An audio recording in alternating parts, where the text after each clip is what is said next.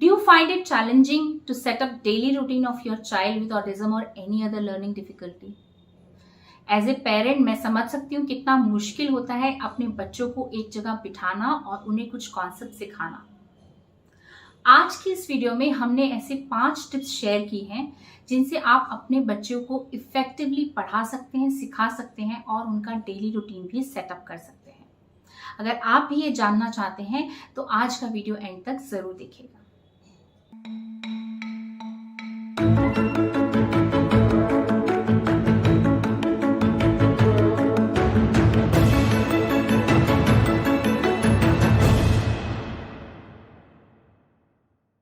Hello and welcome back to सयम।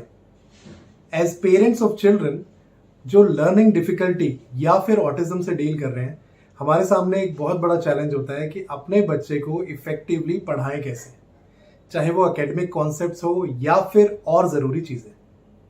तो चलिए इस वीडियो में जानते हैं कुछ ऐसी टिप्स जिसके थ्रू हम अपने बच्चों को इफेक्टिवली पढ़ा सकते हैं। फर्स्टली बात करते हैं फिजिकल स्पेस और अरेंजमेंट्स की। अगर बच्चे के लिए एक सेपरेट रूम है जहां वो एक्टिविटीज कर सकता है, पढ़ाई कर सकता है, अपना लेजर टाइम स्पेंड कर सकता है तो बहुत अच्छी बात है। अगर वो अवेलेबल नहीं है तो घर का एटलीस्ट एक कॉर्नर बच्चे के लिए डेडिकेट कर सकते हैं। इस रूम या कॉर्नर में उस तरह से हमें अरेंजमेंट करना है जो बच्चे के लिए काम और सूदिंग एनवायरनमेंट प्रोवाइड करे। यानी कि ऐसे कलर्स यूज नहीं करने हैं जिससे बच्चा इरिटेट हो सकता है। उसकी पसंद के कलर्स हों तो बहुत अच्छा है। अदरवाइज अगर आप नहीं जानते हैं कि उस रूम के कलर्स क्या करने चाहिए तो prefer white, cream, of white और लाइट कलर्स। ये बच्चे को एजिटेट नहीं करेंगे, एग्रीवेट नहीं करेंगे। उसके बाद हमने ऐसे अरेंजमेंट करना है उस रूम में जिससे बच्चा कंफर्टेबली बैठ सके। सिटिंग टेबल और चेयर, या फिर अगर प्रोविजन टेबल चेयर का नहीं हो सकता है, अगर बच्चा जमीन पर बैठकर करना चाहता तो उसके लिए उसकी हाइट के अकॉर्डिंग स्टडी टेबल होना चाहिए। और सामने आपके या कोई भी टीचर जो उनको पढ़ा रहा है उसके लिए इस बैठने के लिए सिटिंग अरेंजमेंट हो। इस अरेंजमेंट में हमें इंश्योर करना है कि बच्चे का आई कांटेक्ट, आपसे आई टू आई कांटेक्ट बहुत अच्छे से हो। इसलिए हाइट एडजस्टमेंट्स उस तरीके से करनी है कि ट्रेनर और बच्चे का या पेरेंट और बच्चे का आई टू आई कांटेक्ट बहुत अच्छा रहे। तो उनके आई लेवल पर जाकर आपने काम करना है।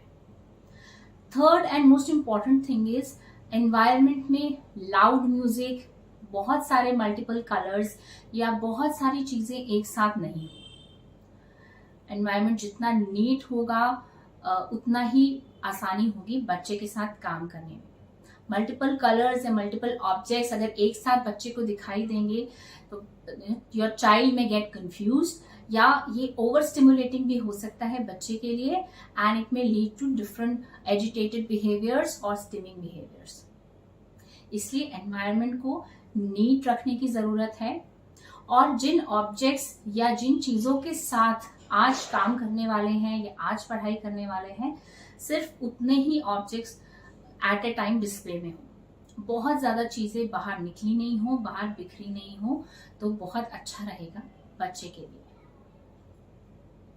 दूसरी इंपॉर्टेंट चीज है कि बच्चे का अपने एक प्रेडिक्टेबल डेली रूटीन सेटअप करना है, क्योंकि अगर बच्चे का एक रूटीन सेटअप हो जाता है तो चीजें आपके लिए और बच्चे के लिए आसान हो जाती है सीखने के लिए।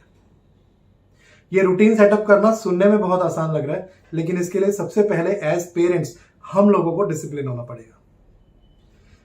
रूटीन सेटअप करना, जैसे इस टाइम पे उठना है आपने पर्टिकुलर, ये ब्रश का टाइम है, ये टॉयलेट टाइम है, देन ये बाथ का टाइम है, ये ब्रेकफास्ट टाइम है, ये स्टडी टाइम है।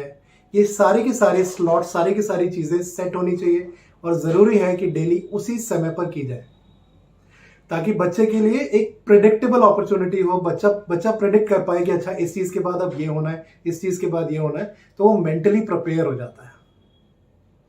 इसे और ज्यादा इफेक्टिवली करने के लिए एक और चीज आप कर सकते हैं, वो ये कि जो भी कॉर्नर या जो भी रूम आपने बच्चे का शेड्यूल किया है एक्टिविटीज कराने के लिए, पढ़ाने के लिए, वहां एक दीवार पर आप एक चार्ट पेपर लगा दें, जिस चार्ट पेपर पर डेली रूटीन के फ्लैश कार्ड्स इमेजेस के साथ साथ में वहां पे चेक पॉइंट्स होने चाहिए देयर शुड बी एरियाज जहां पे आप टिक कर सकें कि अच्छा आज बेदिंग हो गई, आज ब्रशिंग हो गई, आज टॉयलेट टाइम था, टॉयलेट हो गया, स्टडी टाइम है, हो गया।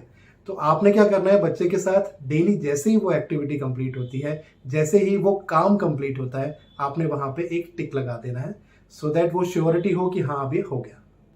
ऐसा करने से आपके लिए और बच्चे के लिए, दोनों के लिए एक sense of accomplishment, sense of confidence, sense of fulfilment आएगा कि हमने कुछ अचीव किया। और ये कॉन्फिडेंस उसकी लर्निंग में आप देखेंगे कि धीरे धीरे बहुत ज्यादा योगदान देगा। तो रूटीन को रिलीजियसली फॉलो करना जरूरी है, but at the same time इसके कुछ एक्सेप्शंस भी हो सकती है। फॉर एग्जाम्पल, घर में गेस्ट आ गए, या फिर आप घूमने के लिए कहीं बाहर गए हुए हैं, या फिर फेस्टिवल टाइम है और आप उस रूटीन को फॉलो नहीं कर पा रहे हैं, do not be guilty, give yourself some freedom and love. Next is give fewer options to your child. यानी कि जब आप बच्चे को कोई कॉन्सेप्ट सिखा रहे हैं या पढ़ा रहे हैं या समझा रहे हैं, तो बहुत सारी चॉइसेस देकर मत समझाइए। जैसे आप फॉर एग्जाम्पल रेड कलर सिखा रहे हैं, तो इनिशियली आपने जो भी ऑब्जेक्ट सिखाने हैं, स्टेप नंबर 1 वुड बी कि आप रेड कलर की जितने ऑब्जेक्ट्स पॉसिबल हैं वो बच्चे को दिखाकर सिखाइए और समझाइए।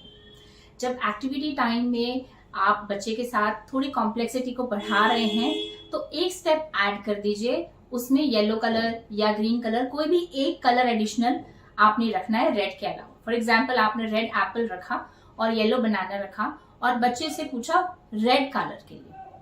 Make things simple for your child. जब 2 ही ऑप्शंस होंगे तो बच्चे के लिए बहुत इजी रहेगा समझना और कॉन्सेप्ट को समझना और पॉइंट करना। उस बच्चे का कॉन्फिडेंस और मोटिवेशन बढ़ेगा लर्निंग की तरफ। जैसे जैसे वो सीखता जाएगा वैसे वैसे he'll be happy, he'll be appreciated जो भी उसने किया है उसके लिए।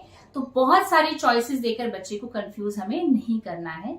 Just give 1 or 2 choices at one point of time.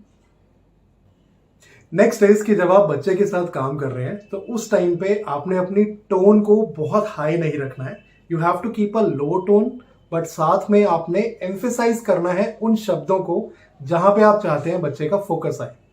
For example, अगर आप बच्चे को एप्पल सिखा रहे हैं तो this is an apple, Apple पे आप स्ट्रेस करेंगे।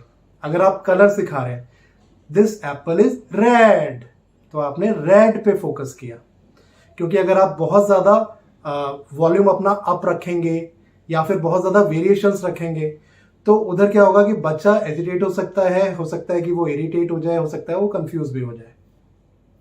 एक चीज और आपने ध्यान रखनी है कि बहुत ज्यादा बातें नहीं करनी है बच्चे को सिखाते हुए, क्योंकि हमारे बच्चे की समझने की स्पीड ऑलरेडी उस समय कम है, उसका अटेंशन स्पैन इधर उधर जा रहा है उसकी अटेंशन, और उसमें उसको बहुत सारी इंस्ट्रक्शंस मिलेंगी तो वो कंफ्यूज हो जाएगा। फॉर एग्जाम्पल, अगर मैं बच्चे को बोलता हूं चलो एप्पल बोलो, एप्पल कौन से कलर का होता है, एप्पल रेड होता है ना, चलो बोलो बोलो, ओके। और अब ये क्या है, ये पेंसिल है, पेंसिल कौन से कलर की है, ये कितनी बड़ी पेंसिल है, ये छोटी पेंसिल है कि बड़ी पेंसिल है, ओ ये रेड पेंसिल है, वाह ये रेड पेंसिल है। अब इतनी सारी इंस्ट्रक्शंस अगर हम बच्चे को दे रहे हैं, जब तक वो पहली चीज पे फोकस करने की कोशिश कर रहे हैं तब तक हम दूसरी कमांड दे रहे हैं, दूसरा क्वेश्चन पूछ ले रहे हैं।